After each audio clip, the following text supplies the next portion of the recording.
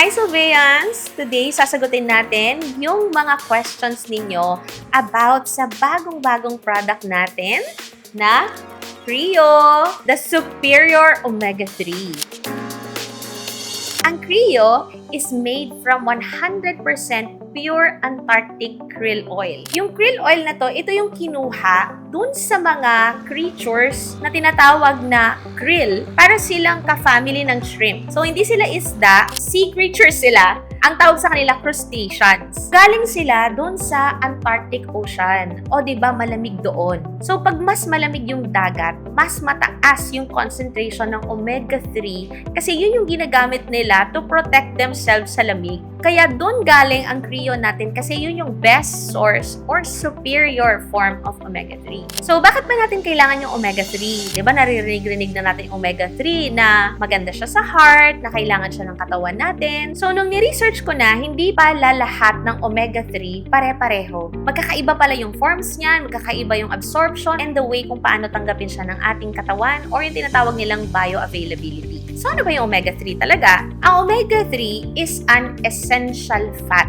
Good fat siya. Kasi, hindi lahat ng fats masama. Merong bad fats, merong good fats. So, si omega-3, ito yung taba na maganda sa katawan at kailangan ng katawan. Kaso nga lang, hindi ito napoproduce ng katawan natin. That's why we have to get it from external source. Kailangan natin makuha yung omega-3 from food sources. Saan ba natin makukuha ang omega-3? So, usually sa mga matatabang isda yan. Sa mga tuna, salmon, fish roe, fish eggs, caviar. Ayan, para mahal yata ang mga sources ng omega-3.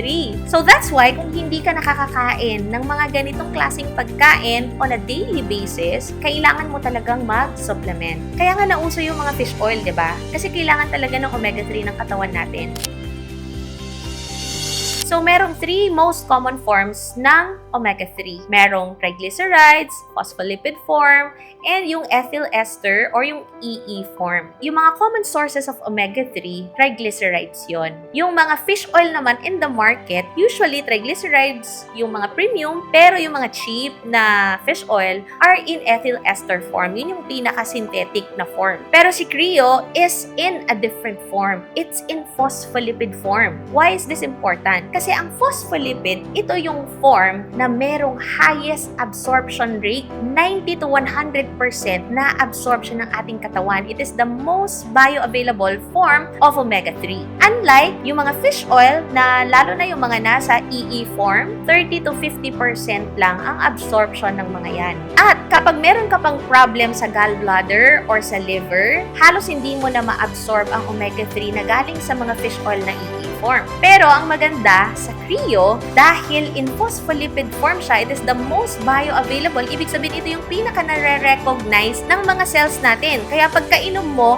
recognize na agad yan ng ating katawan, diretso na yan sa mga cells. So kahit meron ka pang problem, hindi ganun ka-healthy yung liver mo or gallbladder mo, siguradong-sigurado na ma-absorb mo itong Crio. Kaya nga hindi mo kailangan mag-take ng sobrang daming soft gels. Sa fish oil kasi, kailangan mo siguro 3 to 4 kasi nga low absorption siya, kaya ganun kalaki yung dosage. Saka makikita mo mga fish oil, ang lalaki nila, like up to 1,000 milligrams usually. And then, for example, yung salmon oil naman, a salmon oil is in triglycerides form. Kapag triglycerides naman, 70 to 80%. Pero hindi siya ganun ka-bioavailable. Actually, there are 3 forms of omega-3. And yung pinaka-importanting omega-3, yung dalawa, yung EPA at saka DHA na kailangan to ng ating katawan.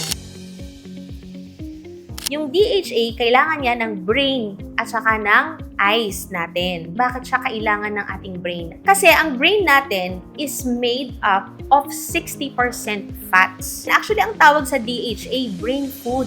Pagkain niya yan. Kailangan niya yan para makapag-function ng maayos yung brain natin. Kaya kung lagi kang parang naglalag yung utak mo, nagkakaroon ka ng brain fog, or yung mental health mo nagsasuffer, pwedeng parang ang bilis mong stress, magkaroon ng anxiety, lagi ka nag-worry, or minsan nagiging makalimutin ka na, parang pag nagbabasa ka, parang di mo maintindihan, parang yung processing ng brain mo sobrang bagal na parang ang Pentium 1 na lang. So, mga signs ito na kulang ka sa DHA or omega-3. So, if magte-take ka ng Creo, isa ito sa mga masusolusyonan niya. It's going to improve your focus, your memory, and your mood. So, beneficial din ito sa emotional balance kasi meron siyang calming effect. Kaya kapag nagte-take ka nito, mas kalmado ka. Pag sinabayan mo pa ng salvia barley grass na merong GABA. So, perfect combination siya, lalong-lalo na dun sa mga may depression, anxiety, makakatulong ito para mas kalmado yung brain. Si EPA naman, para naman sa puso at para sa mga joints mo, yan yung anti-inflammatory. Kasi karamihan ng mga pagkain natin ngayon, nagkukos sila ng inflammation. Kasi nagkakaroon ng imbalance dahil mas nakakapag-consume tayo ng mas maraming omega-6. Every day, imbes na omega-3 ang mas marami nating kinakain, mas marami tayong kinakain na omega-6. So ano ba yung mga omega-6 na to? Ito yung mga bad fats, mga processed oil, seed oils, vegetable oil, kagaya ng mga canola oil, corn oil, halos lahat ng mga processed food, mga vegetable oil or seed oils ang ginagamit na nagpo-cause ng inflammation kasi high in omega-6 yung mga yan. So kapag nagkakaroon ng imbalance sa katawan, doon na nagkakaroon ng inflammation. Ideally kasi, dapat yung ratio ng omega-6 to omega-3, ideally 2:1 hanggang 4:1. Yan. Medyo healthy ka pa niyan. Hindi pa yan nag-cause ng inflammation. Pero, because of the modern diet, ang nangyayari, ang omega-6 to omega-3 natin ngayon, maabot ng 20 times more than omega-3 ang nakokonsume ng tao. So, ganun karaming mga processed food, mga bad fats, yung nakokonsume natin, kaya nagkukos yun ng inflammation sa katawan. Tapos, dagdagan mo pa ng too much sugar. Halos lahat ng pagkain ngayon, may sugar, tapos kulang sa tulog, and then chronic stress, lahat yan, nagkukos yan ng inflammation. So, imagine, itong mga inflammation na to nakakalat sa katawan para silang mga sunog na hindi mo napapansin, pero kapag lumaki ang sunog dyan, lalalayan, magiging sakit na yan. So, ang EPA, it's like the body's fire extinguisher. Siya yung nagpapatay ng mga maliliit na sunog na yan para ma-prevent yung pagkakasakit mo. So, that's why EPA is a very powerful anti-inflammatory na kailangan ng ating katawan kung lalo-lalo na kung nagpo-consume ka on a daily basis ng mga processed food. Why is Creo more superior than fish oil? Kasi meron pa siyang powerful antioxidant na astaxanthin. Pansin nyo, yung mga fish oil usually parang pale yellow sila. Pero si krill oil, bakit siya red? Dahil yun sa astaxanthin. So, pakita ko sa inyo. Ayan, yung itsura niya. Okay, ayan. So, makikita nyo siya. Pag binuksan nyo yung capsule na to, makikita ninyo na may pagka-reddish-orange yung color ng Creo natin. Actually, pwede siyang ihalo sa pagkain. Ang astaxanthin kasi, yan ang reason kung bakit nananatiling fresh at hindi nag-oxidize yung mismong omega-3. Kaya yung ibang mga omega-3 supplements like fish oil or salmon oil, wala yan mga astaxanthin. So, kailangan yan nalagyan nila ng preservatives para hindi sila bumaho, hindi sila mag-oxidize, para hindi maging rancid. Alam mo, pag na-overuse or nag-oxidize yung mantika, parang malansang masangsang na amoy, yon rancid na siya noon. Ibig sabihin, hindi nyo na dapat ginagamit yun kasi nag-oxidize na siya. Ganon yung mga ibang mga omega-3 supplements, may tendency sila na mabilis maging rancid or mag-oxidize kasi wala silang added protection, kagaya ng krill oil. Ang Creo natin, meron siyang naturally occurring astaxanthin na tumutulong para protektahan niya yung mismong krill oil para manatili itong fresh at mas stable. And ang maganda pa sa krill oil, hindi siya nagkakos ng fishy burps or reflux. Ako nga ito, kahit walang laman yung tiyan ko, minsan iniinom ko siya and very gentle siya sa stomach. So just to summarize why I say that krill oil is better than fish oil, one, because it has the highest absorption rate, 90 to 100%.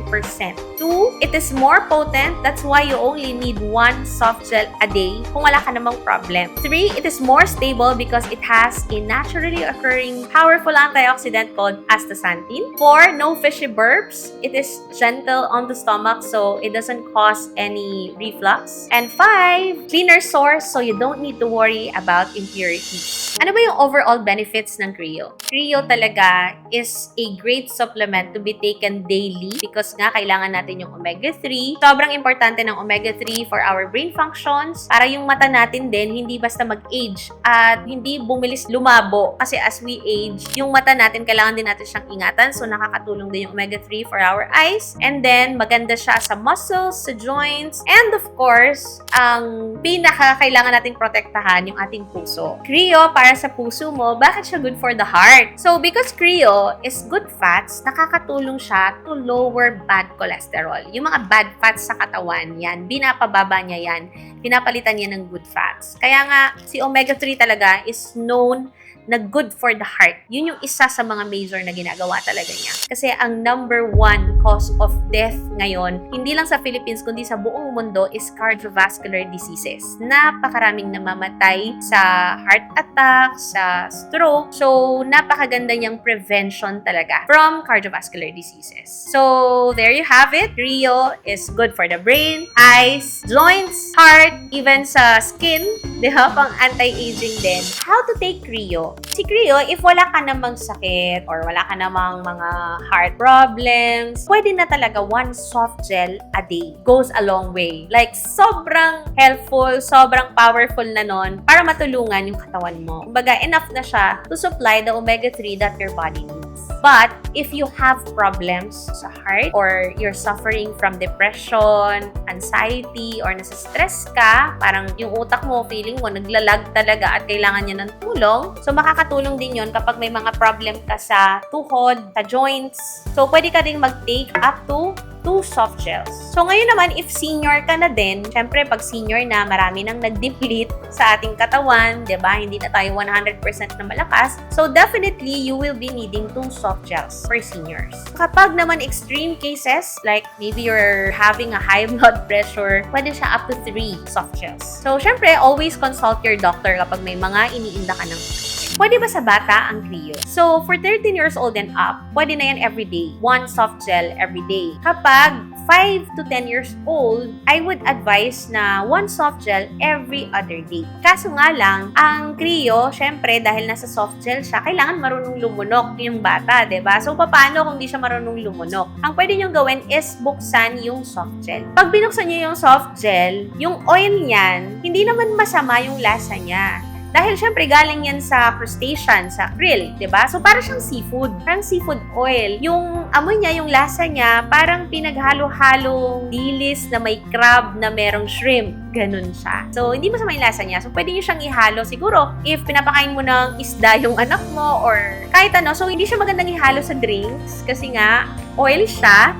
Mas ina-advise ko na ihalo siya sa pagkain na directly na. Pero meron akong pamangkin na, grabe talagang pag ininom niya yung Crio, inunguya niya talaga. Gusto niya, ginagawa niyang candy. Depende. Kapag naman, 2 to 4 years old, pwede rin sila. Pero every 2 to 3 days niyo siyang gawin. Kasi konting-konti lang yung kailangan ng omega-3 ng mga kids. Pero super big help na for their brain development. Lalo na yung DHA, sobrang makakatulong yun sa mga bata. So every 2 to 3 days, pwede nyong lagyan ng isang soft gel yung kinakain nila. Pwede halo sa ulam, kanin. Bahala na kayo, diskartehan nyo na lang paano nyo siya ihahalo. When is the best time to take Crio? So the best time to take Crio talaga, after meals. So after mong nag-lunch, kasi may kinain ka, yan, take Crio. So, kung si Salveo Barley Grass, mas maganda siya na empty stomach. Si Crio naman, mas maganda siya after meal talaga, na merong laman yung tiyan mo. Kasi it's going to be best absorbed kapag active na yung digestive system.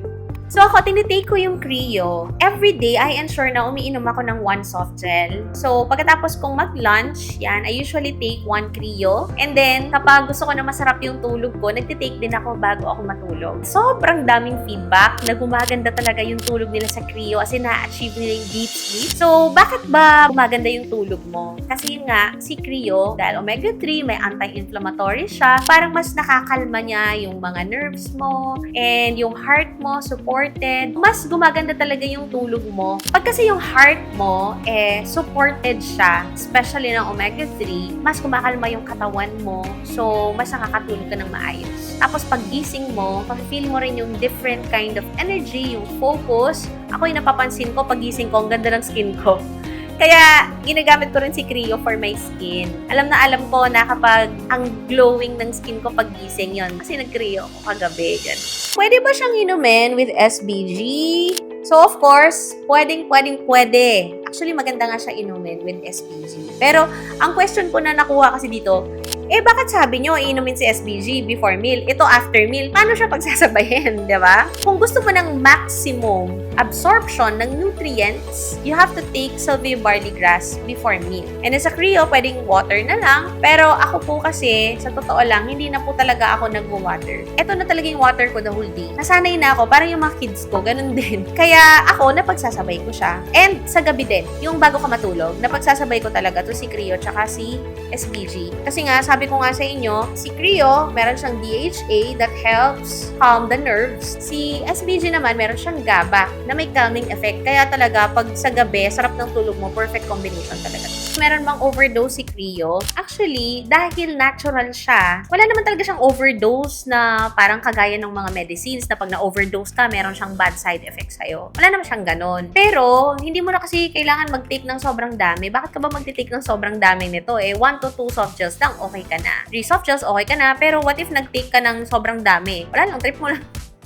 Nag-take ng 6, ganon. So, ano mangyayari sa'yo? Ma-overdose ka ba? Wala naman siyang overdose in the sense na parang magkakaroon ka ng life-threatening na effects. Kaya mangyari lang sa'yo is pwedeng magkaroon ka ng loose stools, yan, sa bowel movement, maapektuhan ka. Tsaka, hindi mo na kailangan mag-take ng ganong karami kasi hindi mo naman siya kailangan ng ganong karami. Masasayang lang siya, ilalabas lang siya ng katawan mo kasi sobra na sa kailangan ng katawan. Ganon lang naman yung mangyayari doon. May side effects ba ang Creo? Ang Creo is generally safe. Wala siyang known side effects. Pero, may mga ibang sobrang sensitive ng tiyan. The only time na baka pwedeng magkaroon ka ng stomach upset kapag tinake mo yung Creo na walang laman yung tiyan mo, especially kung sensitive yung stomach mo. Pero ako kasi naiinom ko to na kahit walang laman tiyan, minsan yung bago matulog, hindi na ako makain ng gabi, pero wala naman ako na-feel. Pero siguro for some lang na sobrang sensitive ng tiyan nila. Yun lang naman, pero other than that, Creo is generally safe at wala siyang known side effects. May healing crisis ba si Creo? Wala. Para ka lang kumain ng pagkain dito, para kumain ka lang ng taba ng fish. Ganun lang siya. Pwede ba to kung may allergy sa seafood? Okay, so kailangan mo munang i-test or consult your doctor kasi hindi tayo sure. Kasi seafood itong si Creo. So, possible na magkaroon din siya ng effect sa'yo kasi nga, galing din siya sa dagat. Kasi baka magkaroon ka ng allergic reaction similar sa pagkain mo ng seafood. Gaano katagal bago mo makita yung effect sa Creo? So, si Creo, hindi kasi siya gamot na pagkainom mo, parang kita mo na talaga yung effect, ganon. So, because Creo is a natural supplement, so you will see the effects when taken daily and long term. The more na ginagamit mo siya, mas lalo mong makikita yung improvement sa health. Kaya kung hindi ka pa nagtitake ng Creo, I am personally inviting you to try Creo, the Superior Omega-3 100% Pure Antarctic Krill Oil by Salveovel. Siyempre, basta Salveovel yan, sigurado ako na ang pinipili talaga namin ay yung mga pinakamataas na quality of products. Kasi hindi lang namin to ginagawa para ibenta or for business. We're also creating these products actually para sa sarili namin. Kasi para sa pamilya, para mas humaba pa yung buhay natin dito, diba? So, thank you so much for watching. Again, it's Rich Yanes saying, don't wait until it's too late. Take Creo para sa puso mo.